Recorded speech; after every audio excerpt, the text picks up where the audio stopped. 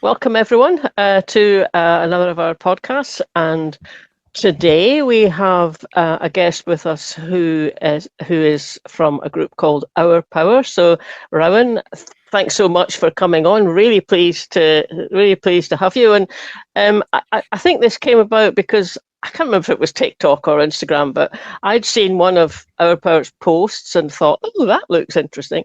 Went off and looked at your website, went back on to write to say a message to say, that's interesting, do you fancy talking to us? And then Matt, your colleague, had in the meantime messaged us and said, that looks interesting, any chance we could talk? So it's nice when those sorts of, kind of haphazard, but it turned out all right in the end. So, Our Power then. Should we just start off and tell us what it is, and and what your job or role, maybe more role, is in it, and we'll take it from there. Fantastic. Yes, thank you very much for having me. Firstly, it's great to be here, and great that you reached out to Matt. I can't take any credit for anything on TikTok, but I'm glad that you guys are on TikTok. I'm sure it's a better place for it. So Our Power is a coalition campaign around the future of Scotland's energy, a renewable energy campaign for the Scottish Government to do much more in terms of ownership. So the ownership at the moment of renewable energy in Scotland is very concentrated. It's very privatised, and the wealth that is generated is disappearing out of Scotland into the pockets of shareholders, of CEOs, and not staying in the areas where the energy and money is being generated. So that is what Our Power is here to talk about and try and change. And it's a coalition, quite a broad coalition of organisations that have come around the table with the same idea to push the Scottish Government to make some policy changes in that direction. And it's great. So far, going really well. We only launched in April, so we're expecting quite a long sort of run at this, a year and a half to a bit longer. And my role is that I'm the campaigner for Our Power, which means I'm coordinating quite a lot of the movement building work going on, but also across some of the politics and policy work as well. That's quite a neat overview, I think. And we actually have the video that you guys produced, that little intro video. Here in Scotland, we've got a proud industrial heritage, a highly skilled energy workforce, and some of the best renewable resources anywhere in the world. And why is so much of the wealth generated going elsewhere? And what about the jobs? It's in our power to change this. The Scottish Government can make sure that we get our fair share of our energy wealth. It could boost our public finances. Denmark, Ireland and Sweden all stand to gain more in revenue from public investment in Scottish wind projects than Scotland. Why are we missing out? Our energy could be funding local services and supporting communities, just like they do in Orkney. So why aren't more communities able to do this? It could create more jobs and stronger businesses by building and securing a manufacturing base here in Scotland that would actually deliver the long-promised jobs. Why are we still relying on imported kit? All of this is within the Scottish Government's power now. Our Power is calling on the next Scottish Government to make sure that Scotland's energy wealth benefits us all. That means public stakes in renewable energy so that the wealth generated goes to public services and local communities. That means building it in Scotland and creating a secure wind manufacturing base and the good jobs that go with it. Communities in Scotland are leading the way. Other countries already do it. So let's take this opportunity and get things right. So nice. Aspirational stuff there. Nothing there that we would disagree at all. I think my first question is the one that I think probably people are shouting at the screen already. Schedule 5 of the Scotland Act, which says that the generation, transmission, distribution and supply of electricity is reserved. Therefore, the Scottish Government cannot do any of those things. So getting that out the way first, I think my next question is, what is it that you think is within the power of the Scottish Government that you'd actually like them to be doing? Yeah, it's a really good question. And it is frustrating. Some of this energy policy is held in Westminster, which is a long way away from some of the communities that are hosting some of the energy generation up in the northwest of Scotland primarily. So this campaign is devolved. So it's about what Scottish Government can do, and there is actually quite a lot that they can do. For example, they could take equity stakes in offshore wind. The ScotWind licensing round that happened 2022, 23, there was no public equity stakes, so the Scottish Government didn't take a part of that into public ownership. It was sold as a license, like the oil and gas licenses have been.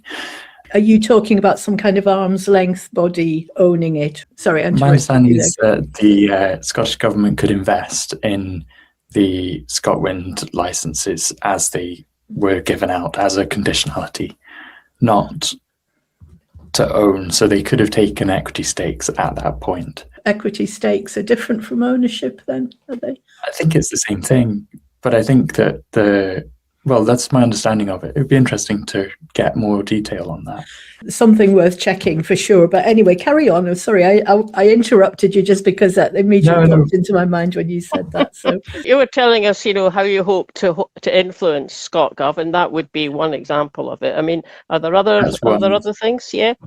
Yeah. So one of the other demands is around local authority ownership, which is much easier, I think, so they can own assets, and some of those could be wind farms, and that's already happening in Orkney, where they're hoping to earn £5.5 million a year from 3 wind farms to put into the local council's coffers to pay for essential services. And then the last one is also community ownership. So lots of communities own renewable energy assets, and they do very well out of them, but they also put that money back into public benefit in various forms, some for alleviating fuel poverty, for planting trees on the Outer Hebrides. There's an out of hours ferry service from Bressa. There's all sorts of things that the people in those places want that are paid for from community-owned wind turbines. The manufacturing is the last piece of the puzzle for us. Is if the renewables jobs are to be fully realised in Scotland, you've got to be making some of the kit here rather than importing all of the kit.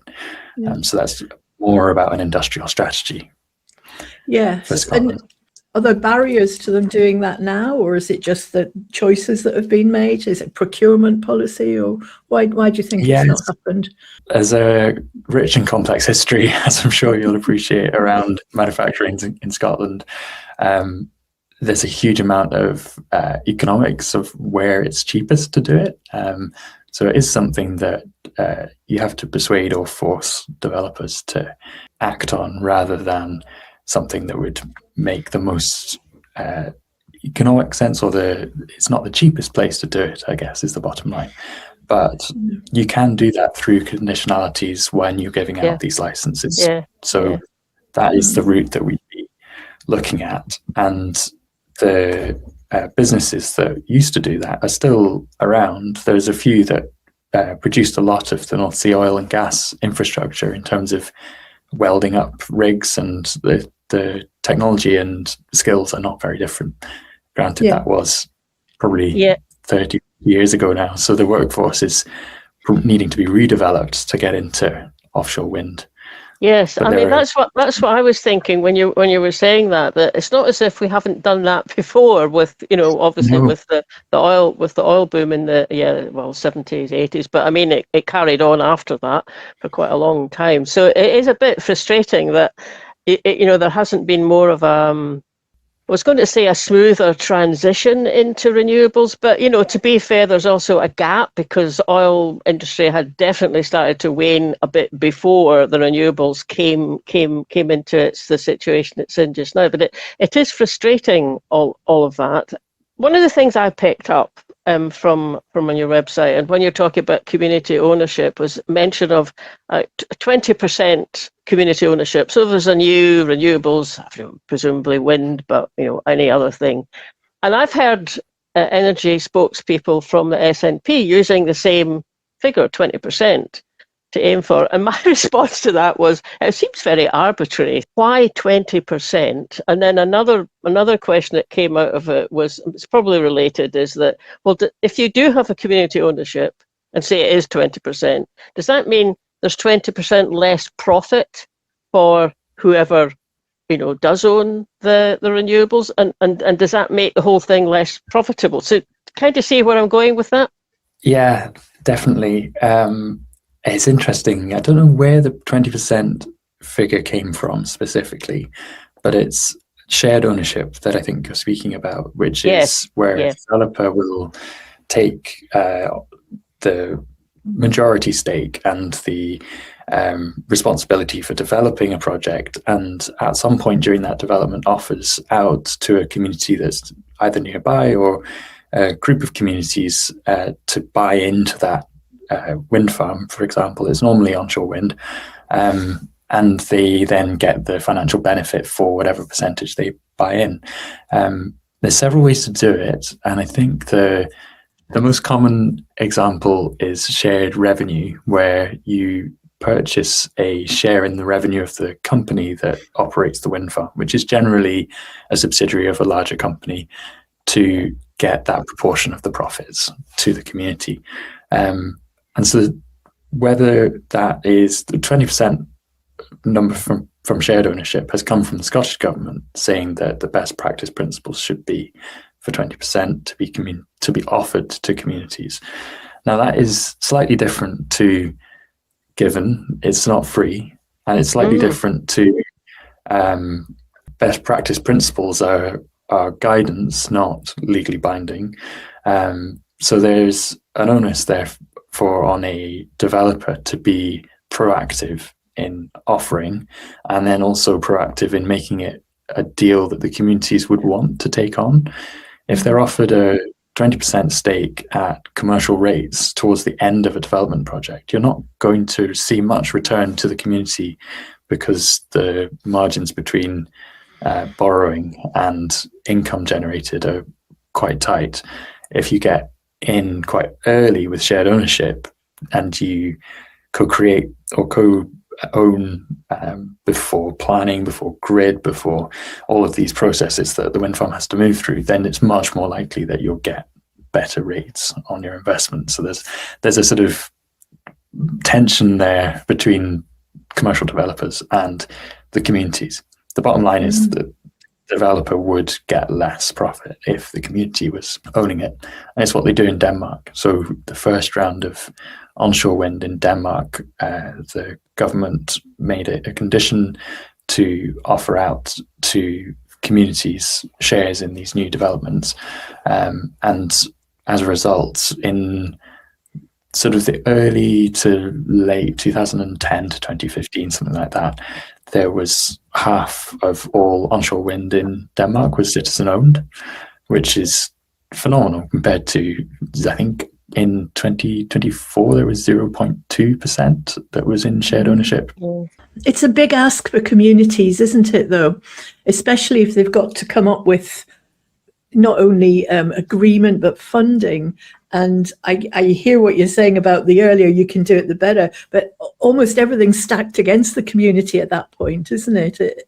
Is there any sign of us making any headway for communities or helping them through that process? Yeah, well, it's where I came into this work was through a shared ownership project, actually. So this is my sort of background, interest and passion in terms of trying to deliver for a local community that I worked for the Development Trust of, and then looking out at the opportunities for a single turbine of community, like wholly owned single turbine, and the economics just not stacking up in the energy market as it stands. And then looking at a commercial development and seeing how they were making it stack up, and thinking, if we could take a bit of that away from the developers and have it community owned, we'd be in the same financial economies of scale and access to grid and all of that they are, which is obviously profitable because they wouldn't be doing it if it wasn't. So the logic makes sense to pair and bundle communities in with commercial projects. The barriers do still exist, and the main barriers are in finance trying to get the money to put that together. They're in having enough community capacity early on, and for those community groups or community organizations that are around a development to all get on board with the same idea and messaging. And some community groups might not want the wind farm to happen at all, so there's tensions there that need navigated, and doing all of that with no money and no staff time as a bunch of volunteers is tricky. We've been there, so yeah, very much so. Yes. I bet. So if we go back to Denmark again, and what you were saying there about so much of that being citizen owned, because they were offered, I think you said shares early on. So is that basically just the company who are developing it offered shares in the project in the same way that you could buy shares on the stock market, but they were offered to citizens, or I don't know if it was just even local citizens. So is it basically from the point of view of, if I was over there and living in a wee Danish village and there was a wind farm coming up either offshore or on land, would it just be like I'd buy shares in it? And so relatively easy to do, but could stack up if a lot of individuals do it? Is that how it was, or was it something a bit more, a bit trickier than that? Yeah, that is generally the model. They have various models of public ownership. So there's this example that we're talking about, which is individuals getting the opportunity to buy in, and they buy in as individuals.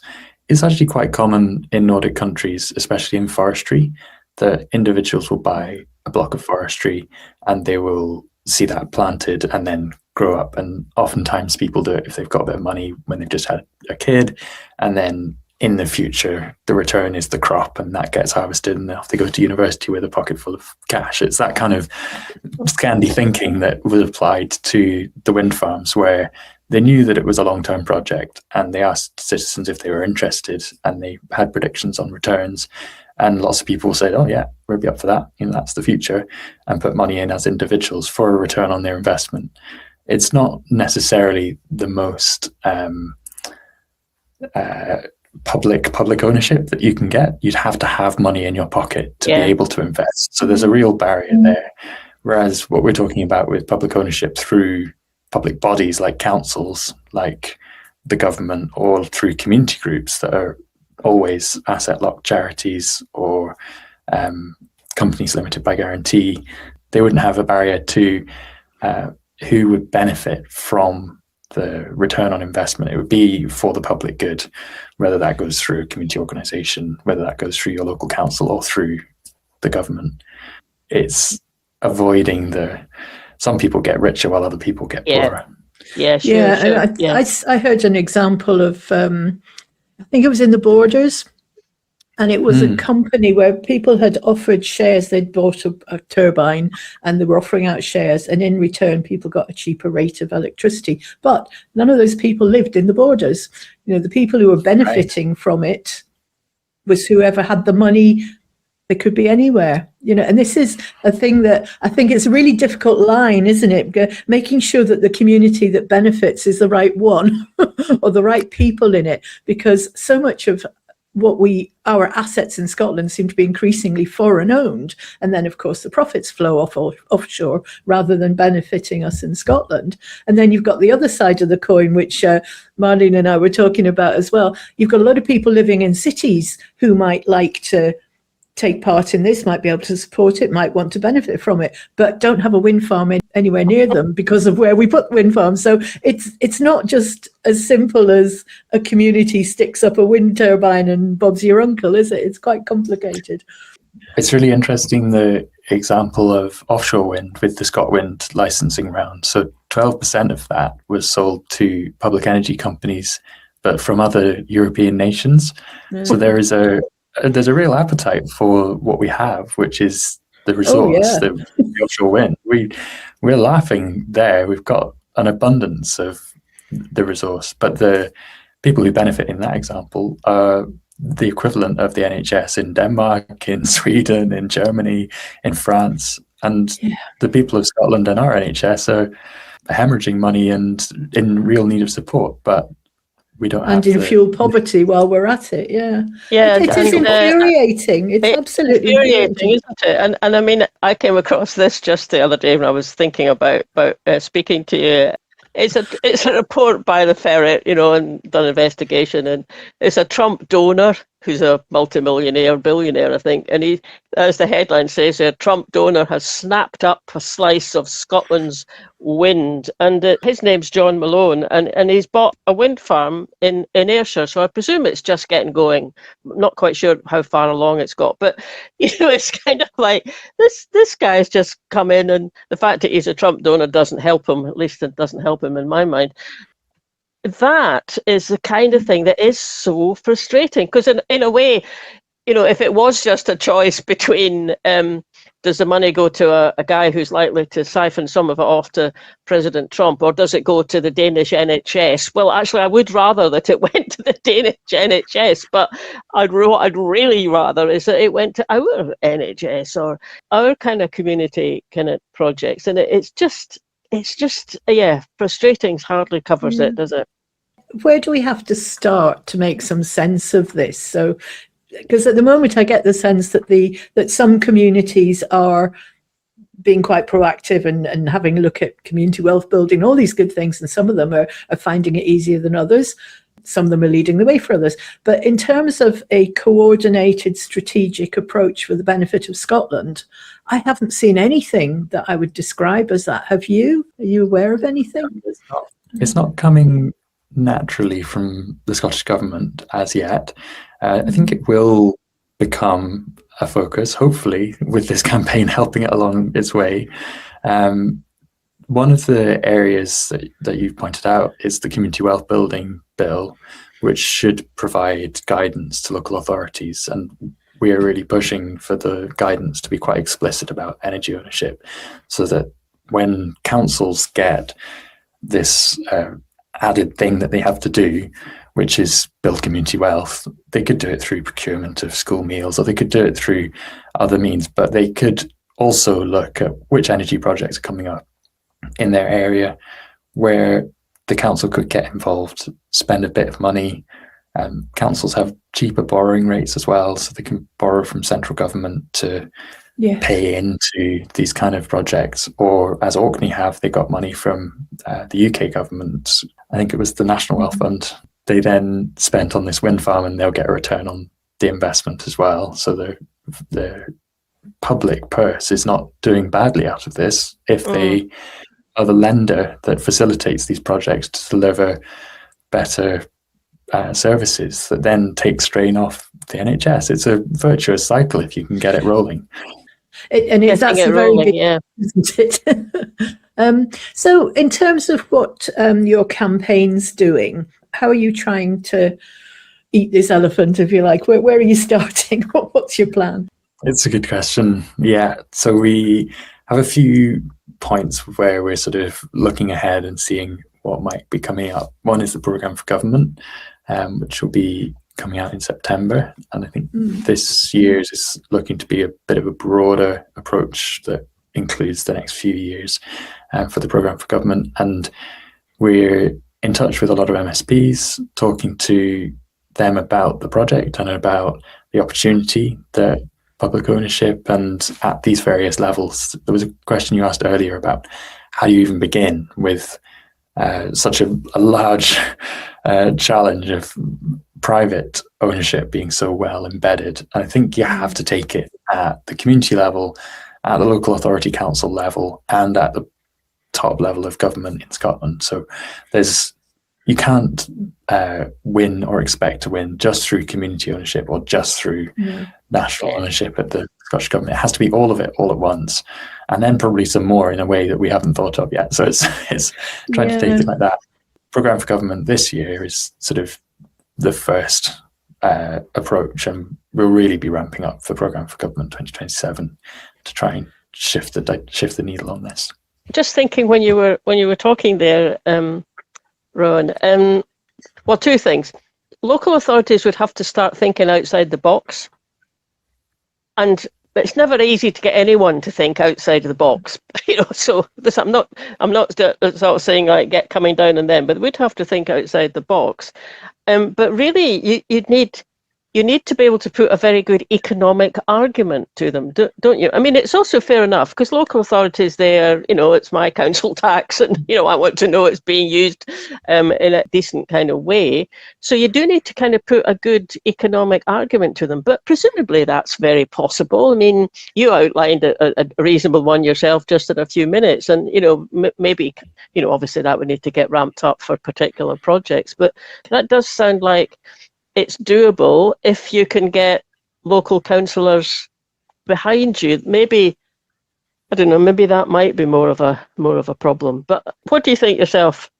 I think the economic argument's really strong. If you look at the profits being made in renewables at the moment, it's something over £5 billion over the last 5 years has been made in onshore wind. And the local councils deficits and the things they need to pay for are going up and up, and the money they've got available is going down and down. So the move towards owning assets that generate an income is a no-brainer in my mind. If you've got a generating asset that you can rely on, that is producing something that everyone needs and will continue to need in abundance into the future with everything that's coming over into electrification, it's pretty bog standard supply and demand. If you're the supplier, you're selling your product to the people who need it. And I think we've got to be a bit careful because supply and demand can run away into exorbitant capitalism, and that's not what I'm suggesting. We want to go, right.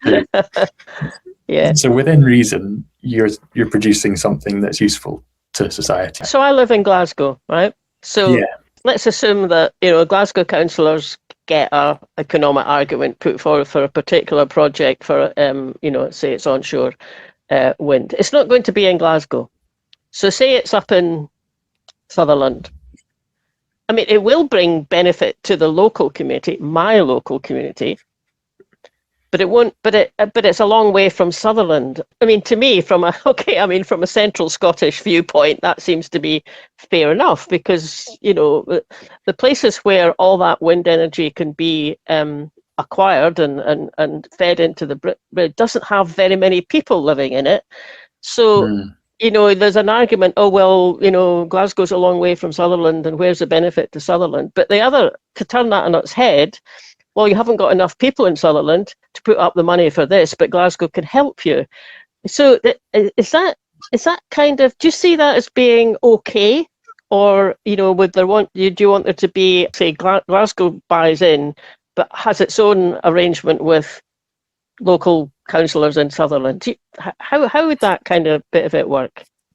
Yeah, it's an interesting knotty problem, isn't it? Because the people hosting the infrastructure may not be directly benefiting, and that is definitely the case at the moment. While it's privately owned, nobody's benefiting. So who do we want to benefit in a new system where it is publicly owned is the major question.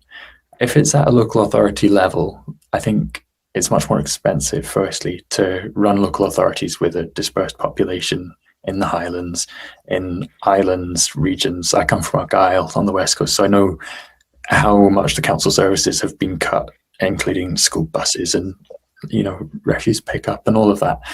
So there's a partial argument there that it's more expensive and the infrastructure's in those places. So maybe the first port of call is to do with those rural places investing, getting some of the benefit, getting back on their feet, and then take it from there. The other one is around offshore wind, which isn't really owned by anyone at the moment. So if you were a Glasgow council wanting to invest and not wanting to annoy the people in Sutherland by saying, well, we're just going to pop a wind farm in your area, hope that's okay, then offshore may be a good solution to that. And it's in nobody's backyard that way. Not that it's completely off and invisible. Yeah, I mean, I wasn't quite thinking that we'd be saying to them, we're just going to pop one in your backyard, not in our backyard. I mean, but it was That's not a mile away from what happens right now with private companies. It kind of is, except presumably even someone up in Sutherland who wasn't very keen on it would think, oh, well, if we've got to have it, I'd rather it was helping the NHS in Glasgow rather than the NHS in, France or Trump's donor or something. But I wasn't quite thinking about that. I was almost thinking, is there a way in which there could be collaboration between a local council, strapped for cash, but also not many people living in it, not many people living in the area, and a local council. Well, Glasgow's also strapped for cash, but it's got a huge budget.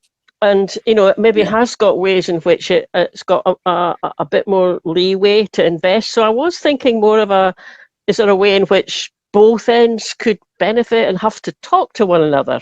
That's kind of what was in my mind. You could twin them. You could make some kind of twinning partnership. Yeah. It's a really common thing in the rest of Europe as well. That happens all the time. Beyond energy, it happens with hospital, it happens with high schools, where different municipalities that have the same need will collectively decide to put money into a hospital that serves all three or all four or however many the partnership includes. So it is very sensible. It doesn't happen yet in Scotland in terms of one council doing that for another. I think it might also, we were talking about individuals investing. It might fit into that a little bit neater because of the population density of the Central Belt. And that, in my view, isn't the preferred method of fundraising because of the individuals that benefit from that already having the cash to invest. So ideally, some third party like SNIB or like the National Wealth Fund in the UK context would put up the money, and that is public money that's going to be returned to the state through their investment plus some interest of whatever proportion. But that would take out the sort of whose name is on the debt, if you like. Yeah. I'll just warn you right now, Rowan. Don't get Fiona started on the Scottish National Investment Bank because she's not a fan. I was fearing to mention them. But actually, in principle, though, they could do that. I mean, I'm not showing much sign of doing it at the moment, but they could do that, and that is a way of helping, local communities. Local communities elsewhere, and it's interesting you saying elsewhere in Europe you get that. You get local communities say they cooperate over a hospital project or something, and part of the reason that happens is because their local authorities are so much smaller than ours. Ours are huge in comparison, and I mean, you've probably heard Leslie Ruda talking at length about how that and the disadvantages it brings to Scotland. But this is another one actually. If it makes it more difficult for different for an authority even to think about operating like that. So that was quite interesting when you. I was quite intrigued when you mentioned that aspect of it. Yes. And is there another one I've got in mind is. We've got this ridiculous situation in Scotland where half of Scotland's owned by 430 people. So land ownership, is that also part of difficulty in taking your vision for this forward? Yes, it plays a huge role. Land ownership and land reform are core to my political beliefs, and I think that's a major issue in any community project, really. An example, there was a report recently around the profits made in onshore wind, and about the community benefit payment from commercial developers of £5,000 per megawatt hour, and they, in theory, are the payment made to the community for hosting this infrastructure in their landscape and in their lived environment. But it turns out that the landowners who actually host the physical turbine hits the ground in their land earn more than the communities on that front. So the same inequality is being driven because the majority, it was 90% of the owners are private companies, individuals or trusts that host this and get somewhere between 190 to 300 million a year in benefits, and the profit for communities from community benefit funds was less than that. Yeah, and a lot of that's leaking offshore, isn't it, through things like Gresham House? It was 14 or potentially 18% of that was held in companies that were housed in tax havens as well. So that's another layer on top where the wealth isn't even paying tax. It's just, it's going to fund Trump's donors and all of that. That's just a disaster for wars people and in things. Scotland. It is infuriating, and we almost have to join up our thinking. I mean, already we've talked about land ownership as a strategy, an industrial and economic strategy, community benefit, and then the size of councils. These are huge pieces of work on their own. It's going to keep me busy for some years to come, I imagine. More than just you, I'm sure. So how do you see this joining up? Is that something the government has to do, our government, or is it something that your campaign can try and do?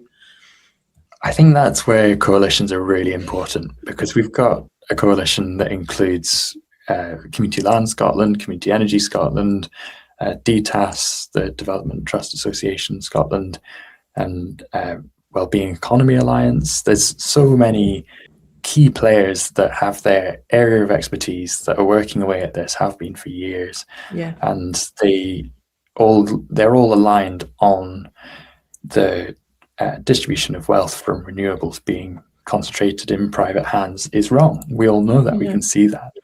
I was going to interrupt you and say I'm surprised Commonweal's not on that list, because they've done so much work in all of these areas. We would have thought that would have been a natural. That wasn't an extensive list either. There's lots of other organisations that are on board. That was just the ones I was thinking about that are already involved. Yeah, but there's a huge amount of work that is. I think it's if you look at energy through the lens of energy alone, then you're missing the point, because it's so integral to land ownership. It's so integral to fuel poverty. It's so integral to how communities can build social housing. It's integral to how people transport themselves around the country. It's just a lens to see other things through. And all of those partners of the coalition understand that and are coming to the coalition with something to a particular point of view, but they all agree on the basics of it. What actions have you got planned? I mean, it might be too early to have taken them very far forward yet, but so they have the coalition. And I mean, for example, I'm just sort of thinking about the Grousemoor Coalition, Revive Grousemoor. And, they worked for a long time, a similar coalition. I mean, to begin with, it was about protecting raptors and how the Grousemoors are managed, but of course behind that there's land ownership and a lot of the things you've just said. So they worked for a long time. Eventually, that got some sort of formal acknowledgement in the grouse management bill that went through Holyrood. I mean, I know a lot of people in Revive thought, well, it hasn't gone far enough, but it's a start, and the politicians got behind it, predominantly SNP, Greens, probably a lot of Labour and Lib Dems as well, got behind it. And some things come out of that, and it's taken a long time. I mean, it's interesting now because Revive have kind of swung over to talking more about land ownership as well. So again, it's another example of what you said, but these things are all interlinked. So Revive ended up with a bill that certainly has helped. Do you see something like that maybe coming out of your Our Power coalition, or have you got other things in mind? Yes, of course. So the biggest ambition is obviously their sort of headlines. So if we say had another ScotWind round in the future that we were selling offshore licenses, if there was a way for the Scottish Government to own or have shares in that generated public income, we'd see that as a huge win. In the councils with the Community Wealth Building Bill, there's going to be guidance produced for local authorities. So to have the ownership be a really important part of that would be a big win for the campaign. The community ownership, at the moment, there are quite a few things that could change in community ownership. One is that the community ownership is defined as community and local ownership of energy, And the and local bit includes these same private estates that have hydros, or they own their own wind turbines, or they're companies or businesses that have put up infrastructure. So separating those out to community and then separately locally owned is a really important piece of work. And if that went through, then that would be a positive step. So there is sort of a range of the really big things would be bills passed through Parliament that would deliver a change in the ownership structure. And then to get us there, we need to do all these small steps that move the needle in a lesser but still important way that delivers something in the long term. Yeah. One thing I remember last time we were speaking to folk at Commonweal was about license renewal as another thing. A lot of these licenses will be due to come up for renewal, and they could be renegotiated. And the difference in technology and capability now compared to when the things were first put up is quite considerable. So the onshore fleet of wind turbines is actually quite old. Some of them are getting on for 20, 30 years and will be replaced in the not too distant future. So there will be this big break of smaller, less efficient turbines being replaced for bigger, more efficient turbines, which would make even more money for the private owners of those same farms. But there's a permission kicks in again, so they need to go and get planning permission again, because wind turbines are temporary structure. They need to negotiate their grid connection because they'll probably be putting more onto the grid. So there's an opportunity, a huge opportunity for swinging ownership away from the private sector at that point, and that's going to be ongoing at the same rate as the wind farms were built in the early 2010s. So that's something we're really focused on. And there's a pilot at the moment, the Forestry Land Scotland have, for communities that are interested in taking on ownership of those sites that are less than 50 megawatts.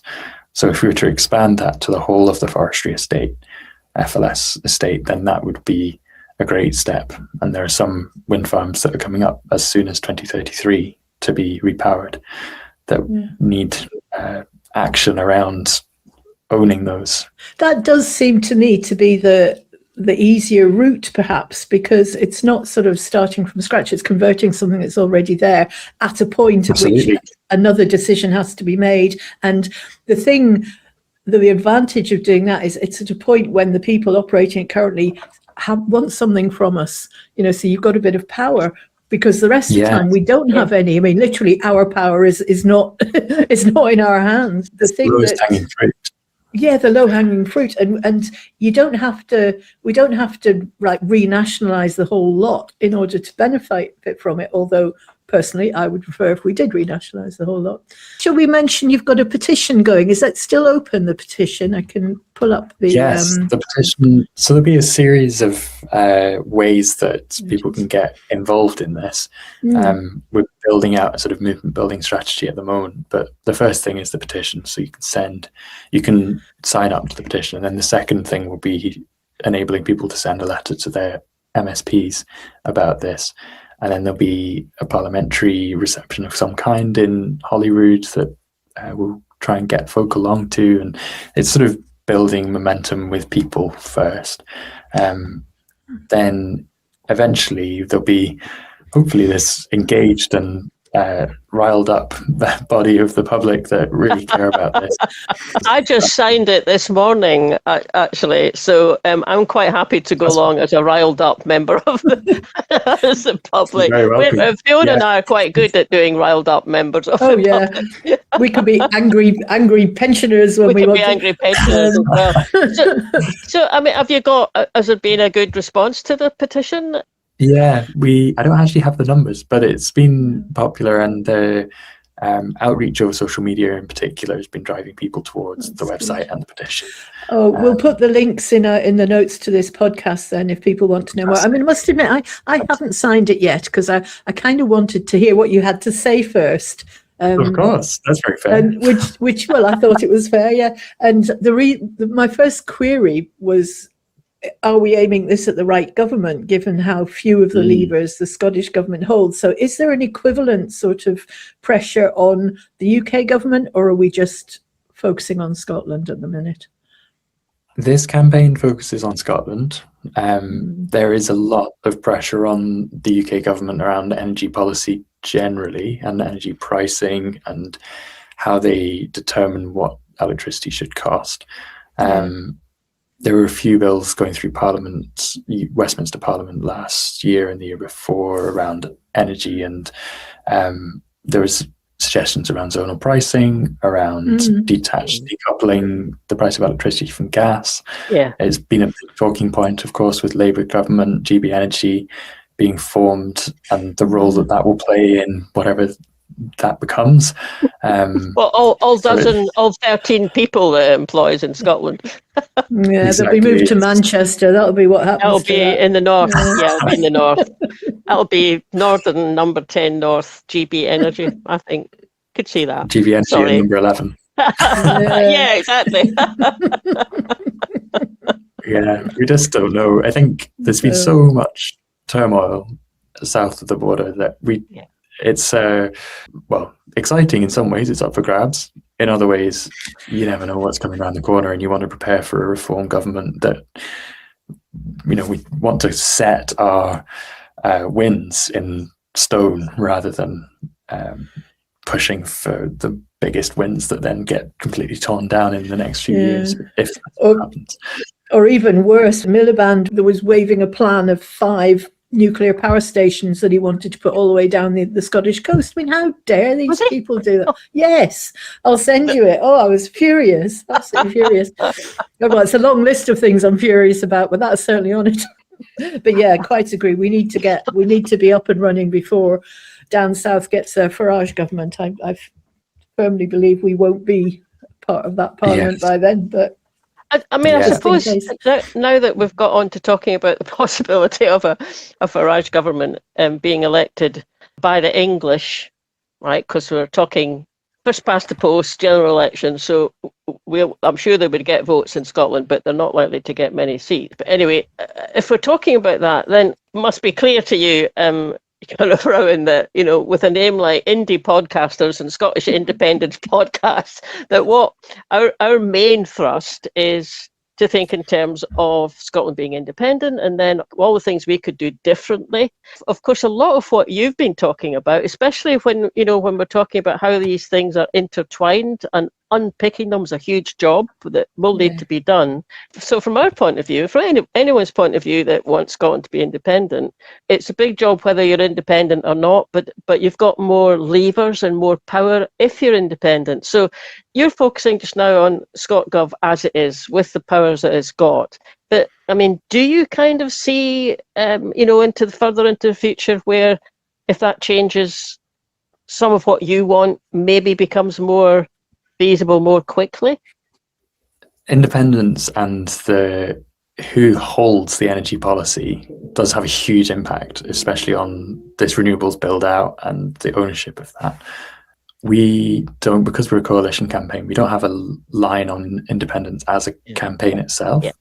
We have to be fairly neutral, if you like. But if that did come to pass or happened, it would change the campaign drastically, and we'd pivot towards very different tactics, I imagine.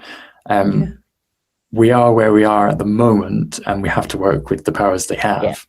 And I think that was a very conscious choice to focus on the Scottish government, because although they are more open in their language maybe towards ownership, and especially community ownership, and they've had targets for quite a long time, the progress has not been in step with what we would like to see in terms of community ownership or shared ownership of renewable energy coming online.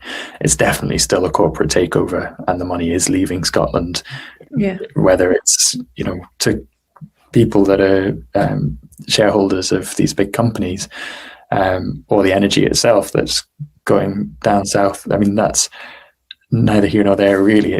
We need to take control over who owns the assets that are generating this electricity and money. And I think the Scottish government have been a little bit guilty of, and I kind of get it from their perspective, they are prevented from doing so many things by the Scotland Act that they're going, well, that's it, I can't do that. But actually, there's ways around some of them, and we've spoken about some of them in this conversation here.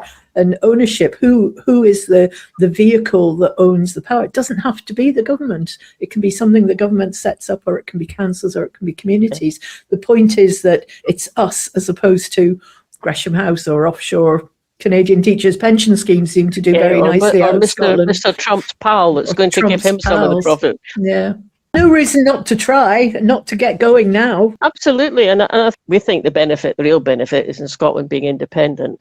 But in the meantime, as you've been pointing out, Our Power campaign and others like it, there's a lot that could be done in the meantime to just push things along. And I mean, I think it's great that you've got this going, and I was quite impressed with the long list of people and groups that are involved, because there's quite a spread of them with different interests. And if something comes out of that, that's brilliant. That'll be for the benefit of everyone in Scotland, Yeah. And if in the future there's more things to do, well. For people who are interested in knowing more, what's the best way for people following your progress or getting involved? Or so the social media and the website is our main areas at the moment, and then all the partners as well are worth following on social media, and they'll be letting everyone know what is going on.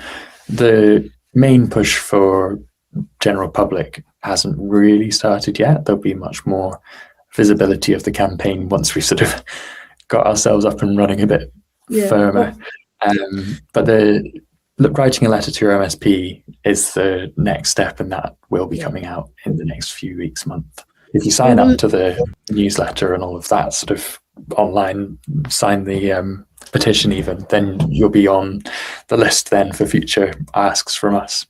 Yeah, right. Yeah. I mean, I noticed after I'd signed it this morning, I got an email pretty quickly back. I mean, there wasn't anything in the email that I could do immediately, but there's obviously, I'm now on your list, and when something happens, then presumably you'll let me know. So yeah, it's great. We'll keep in touch and hope to see what emerges. Yeah, you can come back and tell us more once you get going. Yeah, of course. That was an interesting discussion. Things are very complicated, and you try and unpick something to do with energy, but you immediately have to start talking about who owns the land, whether it's Scottish Government or pressure groups like Our Power or Commonweal. How do you kind of get in there and unravel it enough to be able to go forward? It's a big job, but it was a good conversation. I enjoyed it. As you said at the beginning, Marlene, I hadn't realised just how new they are. Some of the campaign activity is yet to really get going. But it's good to have made contact with them this early, because we'll be able to follow their progress, and hopefully Rowan will come back into the studio. Yeah, and there is a petition that's up and running, and we'll put the link in for that.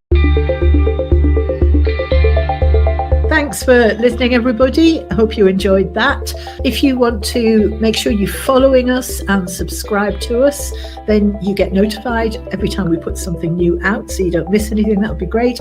Also, you can click the little bell if you're watching on YouTube.